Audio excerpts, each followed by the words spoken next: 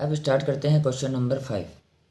यदि sec theta बराबर 13/12 हो तो अन्य सभी त्रिकोणमितीय अनुपात ज्ञात कीजिए।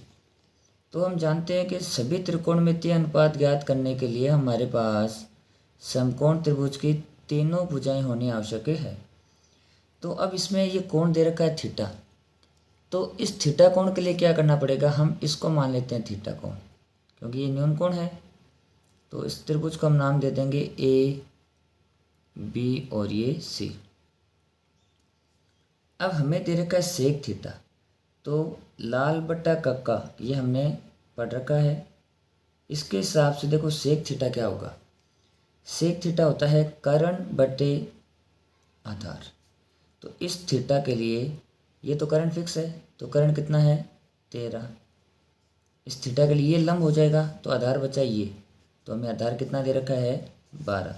तो यानी सेक थीटा में ये दे रखा था 13/12। तो सेक थीटा क्या होता है कर्ण बटे आधार।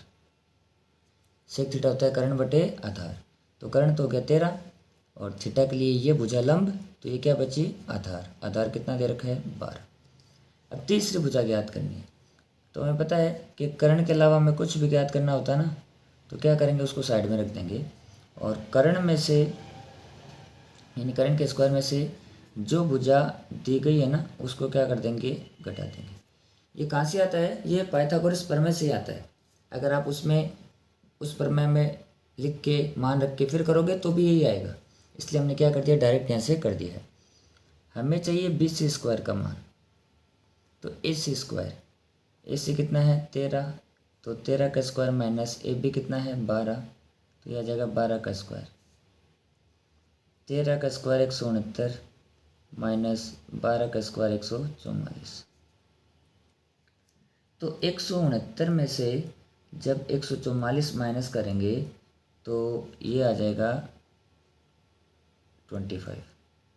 ये किसका मान आया है हमारे पास, ये मान आया है BC² का।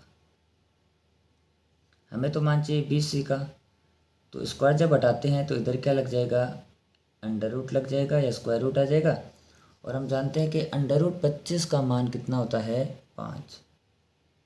तो जो तीसरी भुजा है वो BC वो कितनी आ चुकी है, ये आ चुकी है हमारे पास 5 आ चुकी है। अब सबसे पहले याद करते हैं साइन थीटा। साइन थीटा होता है लंब बटे कर्ण, तो इसके लिए लंब हमने BC निकाल लिया 5।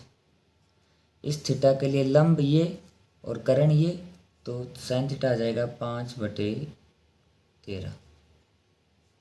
फिर कोस थीटा, कोस थीटा होता है आधार बटे कर्ण, तो इस थीटा के लिए ये लंब, तो ये क्या बना आधार। आधार है 12 और कर्ण तो फिक्स है कितना 13। फिर आएगा टेन, तो टेन थीटा कैसे आएगा, देखो टेन थीटा होता है ये पहला साइन दूसरा कोस तीसरा टेन। टेन होता है लंब बटे आधार, तो इस थीटा के लिए ये लंब और ये आधार, तो ये आ गया 5/12। फिर कोट थीटा, और कोट जानते हैं हम किसका व्युत्क्रम होता है टेन का होता है ना, तो क्या कर देंगे ये जो टेन का मान है इसका उल्टा कर देंगे, तो 5/12 का बन जाएगा 12/5। तो कोट थीटा कितना आ गया 12/5। ठीक है, अब हमें क्या ज्ञात करना है, हमें अब ज्ञात करना है कोट के बाद में सेक तो दिया हुआ है और कोसेक ज्ञात करेंगे, कोसेक थीटा। और हम जानते हैं कि कोसेक है वो किसका व्युत्क्रम होता है, कोसेक व्युत्क्रम होता है किसका साइन का, तो साइन का व्युत्क्रम कर देंगे 13/5। कोसेक व्युत्क्रम होता है साइन का, सेक होता है कोस का और कोट होता है टेन का। तो कोट का मान ज्ञात करना है तो उसका व्युत्क्रम कर दिया, सेक का दिया हुआ था कोस का निकाल लिया। कोसेक थीटा ज्ञात करना है तो साइन का उल्टा कर देंगे, यानी 13 ऊपर चला जाएगा 5 क्या आ जाएगा नीचे। तो ये हमारे पास बाकी के सभी त्रिकोणमितीय अनुपात आ चुके हैं।